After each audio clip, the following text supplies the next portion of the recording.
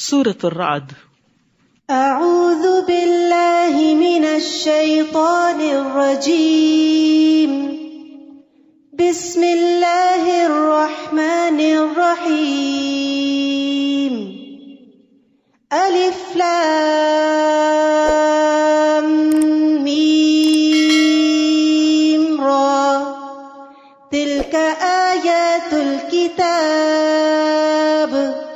والذی انزل الیک من ربک الحق ولکن اکثر الناس لا یؤمنون۔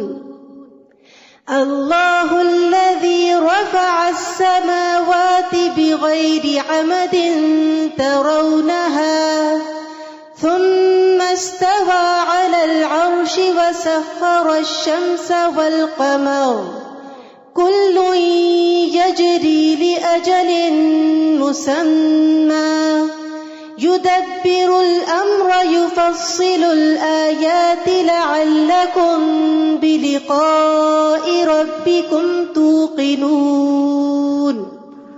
شروع کرتی ہوں اللہ کے نام سے جو بے انتہا مہربان نہایت رحم فرمانے والا ہے۔ سورۃ الرعد، الف لام میم را، یہ الکتاب کی آیات ہیں جو آپ کے رب کی طرف سے آپ پر نازل کیا گیا ہے، وہ عین حق ہے، لیکن اکثر لوگ اس بات پر ایمان نہیں لاتے۔ اللہ وہ ہے جس نے آسمانوں کو ایسے سہاروں کے بغیر بلند کیا جو تمہیں نظر آتے ہوں، پھر اس نے عرش پر قرار پکڑا اور سورج اور چاند کو ایک خاص قانون کا پابند بنایا۔ اس نظام کی ہر چیز ایک مقررہ مدت تک کے لیے چل رہی ہے۔ وہی اس کائنات کے نظام کی تدبیر کرتا ہے اور اپنی نشانیاں تفصیل سے بیان کرتا ہے تاکہ تم اپنے رب سے ملاقات کا یقین کرو۔ تو یاد رکھیے کہ سورج، چاند، ستارے یہ سب اللہ کے بنائے ہوئے ہیں اور اس نے بندوں کے لیے مسخر کر رکھے ہیں کہ وہ ان کو فائدہ پہنچائیں۔ اور خاص طور پر سورج اور چاند کا ذکر اس لیے کہ وہ سب سے نمایاں نشانیاں ہیں جو انسان کو نظر آتی ہیں۔ وہی تو ہے جس نے زمین کو پھیلا دیا اور اس میں سلسلہ کوہ اور نہریں بنا دی اور ہر طرح کے پھلوں کی دو دو قسمیں بنائی۔ وہی دن پر رات کو طاری کرتا ہے۔ سوچنے سمجھنے والے لوگوں کے لیے ان باتوں میں بہت سی نشانیاں موجود ہیں۔ نیز زمین میں کئی قطعات ہیں جو باہم ملے ہوتے ہیں، ان میں انگور کے باغ، کھیتی اور کھجوریں ہیں، جن میں سے کچھ جڑ سے ملی ہوتی ہیں اور کچھ نہ ملی ہوئی، اور ان قطعات کو ایک ہی طرح کے پانی سے سیراب کیا جاتا ہے، مگر مزے میں ہم کسی کو بہتر بنا دیتے ہیں اور کسی کو کمتر۔ ان چیزوں میں بھی اہل عقل کے لیے کئی نشانیاں ہیں۔ سبحان اللہ، ایک ہی مٹی، ایک ہی بیج، ایک ہی درخت، ایک ہی پانی، ایک ہی روشنی، ایک پھل میٹھا اور ایک کھٹا، ایک بڑا اور ایک چھوٹا، ایک لذیذ اور ایک غیر لذیذ۔ یہ فرق کون رکھتا ہے؟ یہ اللہ ہی فرق کرتا ہے۔ اور اگر آپ تعجب کرتے ہیں تو اس سے بھی عجیب تر ان لوگوں کی بات ہے جو کہتے ہیں کہ جب ہم مٹی بن جائیں گے تو کیا از سر نو پیدا ہوں گے؟ یہی لوگ ہیں جنہوں نے اپنے رب کا انکار کیا، اور ایسے ہی لوگوں کی گردنوں میں طوق ہوں گے۔ یہی لوگ اہل دوزخ ہیں جس میں وہ ہمیشہ رہیں گے۔ یہ لوگ بھلائی سے پہلے آپ سے برائی کے لیے جلدی مچا رہے ہیں، حالانکہ ان سے پیشتر ان جیسے لوگوں پر عذاب آنے کی کئی مثالیں گزر چکی ہیں، اور آپ کا رب لوگوں کے ظلم کے باوجود انہیں معاف کر دینے والا ہے، کیونکہ اگر پکڑنے لگے تو کوئی نہ بچے۔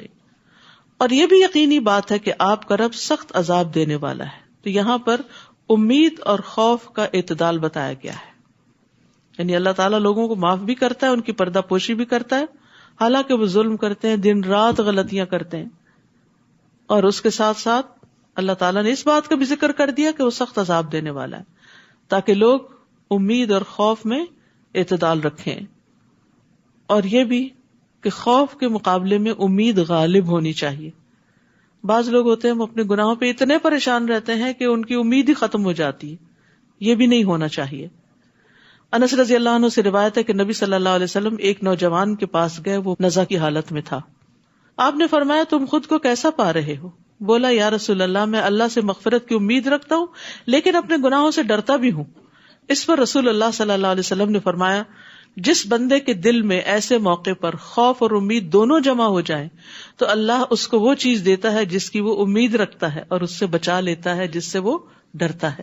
تو یاد رکھیے امید کو غالب رہنا چاہیے, اللہ سے حسن ظن رکھنا چاہیے, اچھے خیالات زیادہ رکھنے چاہیے بجائے اس کے کہ انسان ہر وقت صرف پریشان ہی رہے. کافر لوگ یہ کہتے ہیں کہ اس نبی پر اس کے رب کی طرف سے کوئی معجزہ کیوں نہیں اتارا گیا؟ اے نبی آپ اس فکر میں نہ پڑیں, آپ تو صرف ایک ڈرانے والے ہیں اور ہر قوم کے لیے ایک رہنما ہوا ہے. اللہ یعلم ما تحمل کل انثى وما تغید الارحام وما تزداد وکل شیء عنده بمقدار. اللہ تو وہ ہے کہ ہر ایک مادہ جو کچھ اپنے پیٹ میں اٹھائے ہوئے ہے اسے جانتا ہے, اور جو کچھ ان کے پیٹوں میں کمی بیشی ہوتی رہتی ہے وہ اسے بھی جانتا ہے, اور اس کے ہاں ہر چیز کی ایک مقدار مقرر ہے. اس صورت کے اندر ایک خاص چیز آپ دیکھیں گے کہ دو مختلف چیزوں کا کثرت سے ذکر کیا گیا ہے. جیسے خوف اور امید کا ذکر کیا گیا, چاند اور سورج کا ذکر کیا گیا, یہاں پر مادہ کے پیٹ میں جو کچھ ہوتا ہے اور جو نہیں ہوتا اس کا ذکر کیا گیا. عالم الغیب والشہادہ, غیب اور حاضر کا ذکر کیا گیا.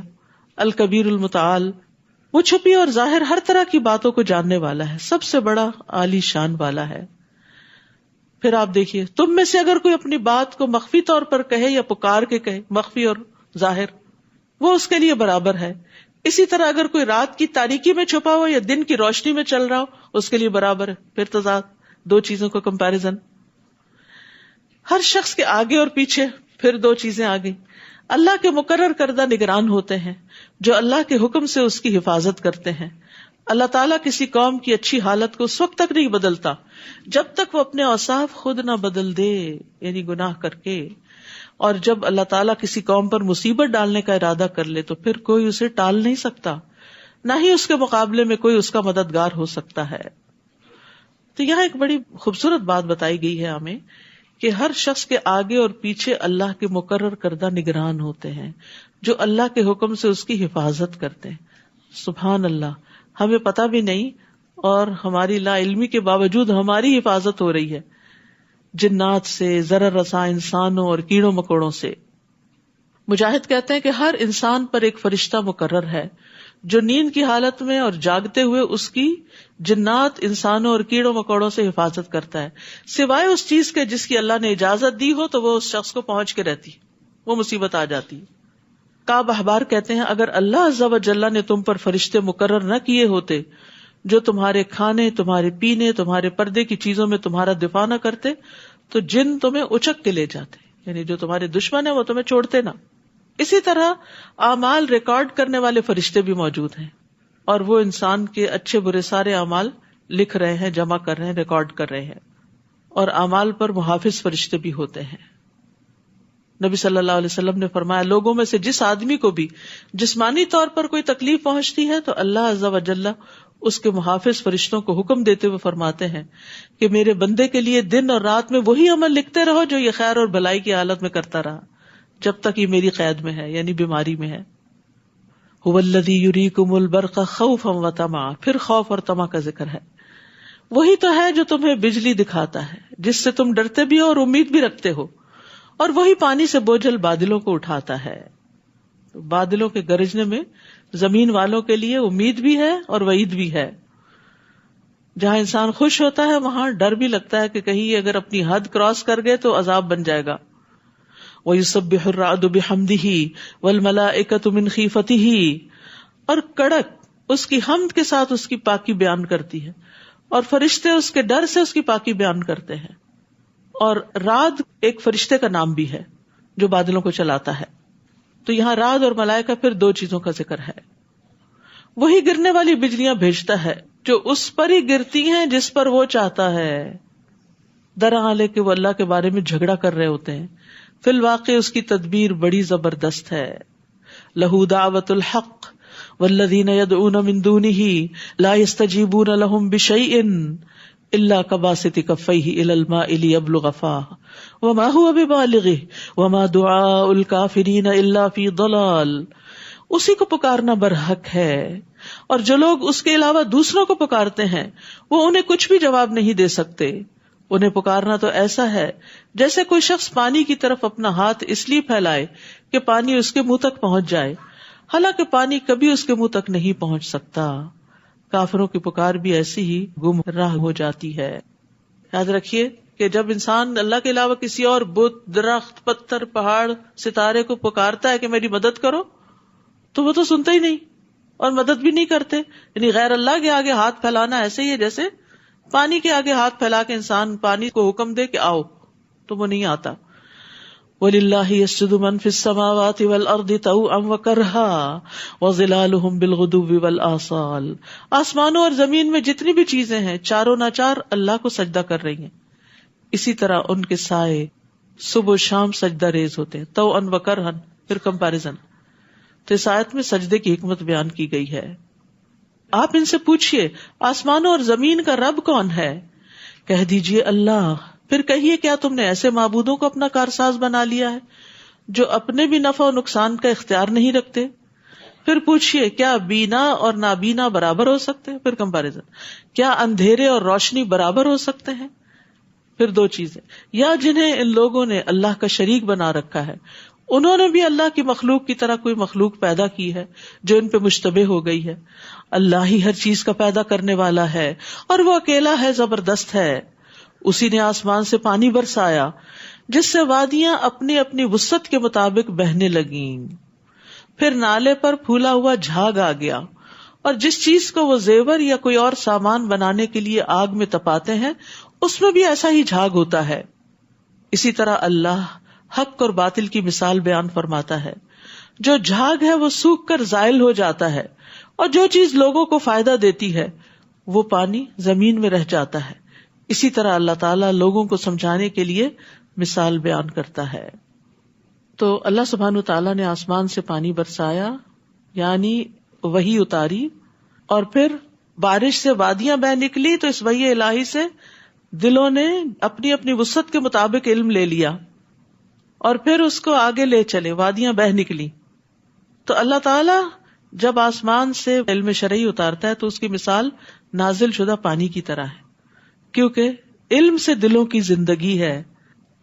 جب آپ علم کی مجلس میں آتے ہیں تو دل کی حالت اور ہوتی ہے، اور جاتے ہیں تو کچھ اور ہو چکی ہوتی ہے۔ جس طرح پانی جسم کے لیے ضروری ہے، زندگی ہے، اسی طرح علم روح کے لیے ضروری ہے۔ اور پھر کچھ لوگوں کے اندر خیر ہوتی ہے تو اس پانی کو اپنے اندر جذب کر لیتے ہیں، خود بھی اس سے فائدہ اٹھاتے ہیں اور دوسروں کو بھی فائدہ پہنچاتے ہیں۔ اسی طرح سونے چاندی کے میل کچیل کو بھی دور کیا جاتا ہے۔ جو خالص ہوتا ہے وہ فائدہ مند ہوتا ہے، جو جھاگ ہوتی ہے وہ ختم ہو جاتی ہے، اور سونا چاندی تپانے کے بعد خالص ہوتا ہے۔ تو اسی طرح انسان بھی آزمائشوں کی بھٹیوں سے گزرنے کے بعد کام کا بنتا ہے۔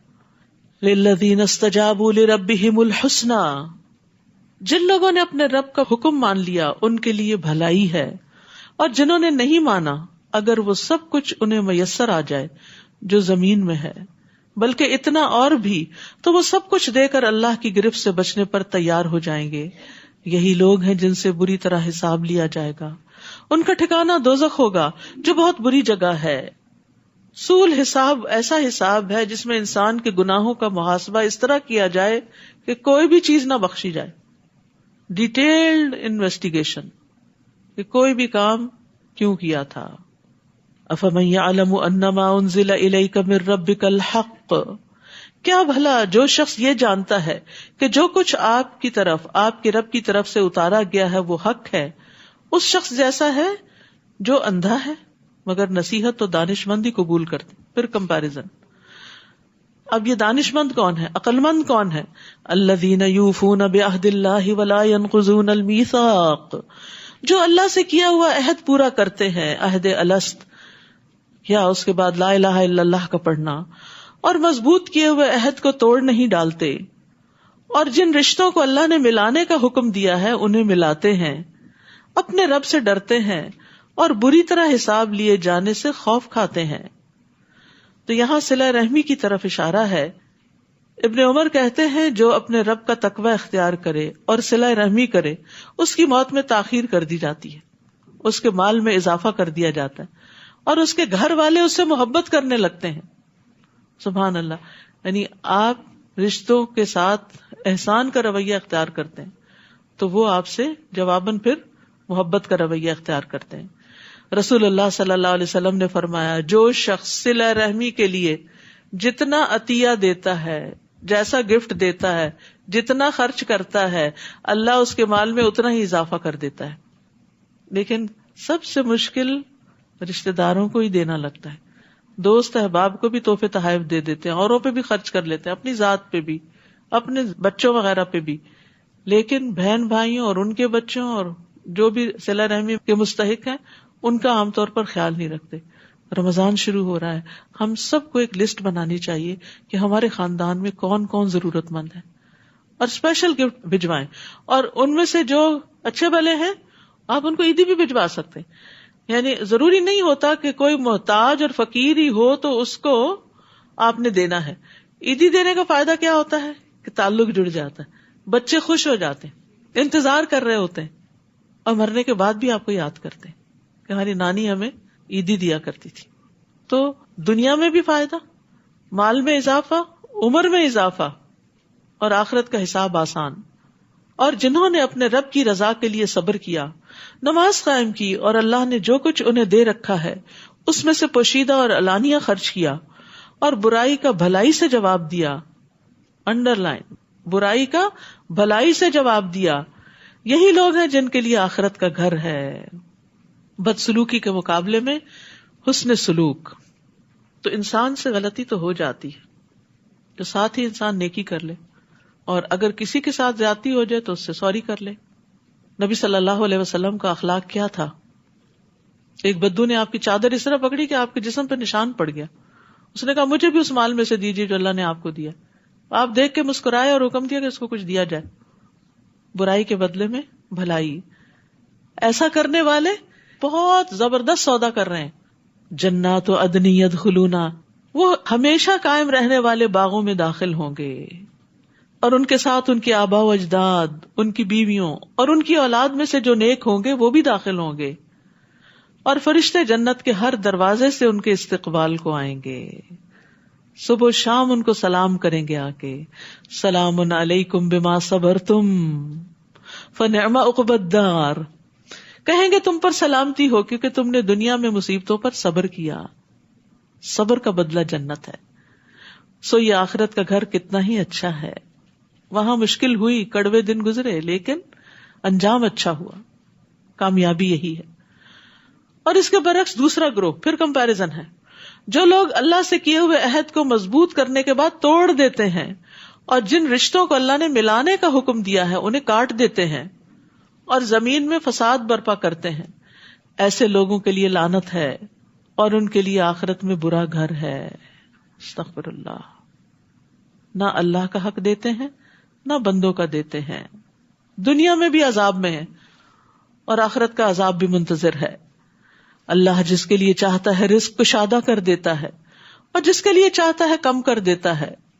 اور یہ لوگ دنیا کی زندگی پر ہی ریجھ گئے ہیں, بس اسی کی فکر ہے. حالانکہ آخرت کے مقابلے میں دنیا کی زندگی ایک حقیر سا فائدہ ہے, سمندر کے مقابلے میں قطرہ بھی نہیں. اور وہ لوگ جنہوں نے کفر کیا وہ کہتے ہیں اس نبی پر اس کے رب کی طرف سے کوئی نشانی کیوں نہ اتاری گئی. آپ انہیں کہیے کہ اللہ نشانیاں دکھلانے کے بعد بھی جسے چاہے گمراہی رہنے دیتا ہے, اور اپنی راہ صرف اسے دکھاتا ہے جو اس کی طرف رجوع کرے. یعنی وہ لوگ جو ایمان لاتے ہیں اور ان کے دل اللہ کے ذکر سے مطمئن ہو جاتے ہیں. یاد رکھو دل اللہ کے ذکر سے ہی مطمئن ہوتے ہیں. تجربہ کر کے دیکھ لیجیے, جب دل گھبرا رہا ہو تلاوت شروع کر دیجیے, کرتے رہیے جب تک کہ چین نہ آ جائے, اٹھیں اور آپ ہلکے نہ ہو جائیں. تو ایمان والوں کے دل اللہ کے ذکر سے یقیناً اطمینان پاتے ہیں. ہاں اگر ایمان کی کمی ہو, اللہ سے بدگمانی ہو تو پھر اور بات ہے. تو یہاں اللہ کے ذکر پر ثابت قدمی کی طرف توجہ دلائی گئی ہے. اور اگر ذکر سے دل مطمئن نہ ہو تو اپنے ایمان کا جائزہ لینا چاہیے. جیسے قالت الاعراب آمنا قل لم تؤمنوا ولكن قولوا اسلمنا ولما يدخل الايمان في قلوبكم. دیہاتی کہتے ہیں ہم ایمان لائے, کہہ دیجئے تم ایمان نہیں لائے, یہ کہو ہم مسلمان ہو گئے. ہم بھی پیدائشی مسلمان ہیں, شعوری ایمان تمہارے اندر کم ہی داخل ہوتا ہے. اگر وہ ہو تو ذکر لازماً فائدہ دے. اور ابھی تمہارے دلوں میں ایمان داخل نہیں ہوا. جب ایمان ہی داخل نہیں ہو تو اطمینان کہاں سے داخل ہو؟ اور یاد رکھیے راحت پانے کا سب سے بڑا ذریعہ قرآن ہے. یہ ایمان کی مشل ہے، اطمینان کا راستہ ہے. اور ذکر کرنے والے اور نہ کرنے والے کی مثال زندہ اور مردہ کسی ہے. کون ہے یہ ذکر کرنے والے؟ الذین آمنوا وعملوا الصالحات. صرف ذکر ہی نہیں کرتے، نیک عمل بھی کرتے ہیں. جو لوگ ایمان لائے اور انہوں نے نیک عمل کیے ان کے لیے خوشحالی بھی ہے اور عمدہ ٹھکانہ بھی.